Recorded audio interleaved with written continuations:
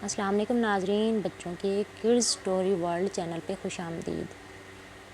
जी तो बच्चों, आज की जो हमारी स्टोरी है वो है चींटी और टिड्डा। एक चींटी थी, वो कहीं जा रही थी। रास्ते में एक टिड्डा मिला। टिड्डा कहने लगा, चींटी बहन ज़रा रुक जाओ। चींटी रुक गई, पूछने लगी क्या बात है। टिड्डे ने कहा, मीठी मीठी हवा चल रही है, आओ बाग में खेलें। चींटी ने कहा, मैं कैसे खेलूं, मुझे दाने इकट्ठे करने हैं। जब बरसात आएगी तो छोटी छोटी चींटियाँ क्या खाएंगी, मुझे घर भी ठीक करना है, बरसात के पानी से घर टूट सकता है। टिड्डे ने कहा, हम तो खेलते हैं जी।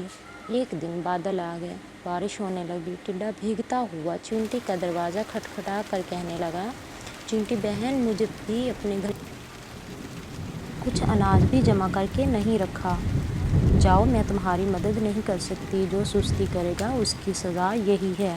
टिड्डा गिड़गिड़ा कर रोने लगा, चींटी बहन इस बार माफ़ कर दो, आगे से मेहनत किया करूँगा।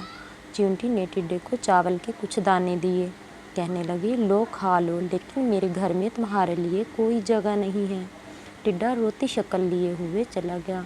जी तो प्यारे बच्चों, इस कहानी से हमें यही सबक मिलता है कि हमें सुस्ती और काहली से काम नहीं लेना चाहिए, क्योंकि सुस्ती और काहली जो है इंसान को एक बेमकसद इंसान बना देती है। इसलिए हर अपना काम खुद करना चाहिए और जल्द से जल्द कर लेना चाहिए।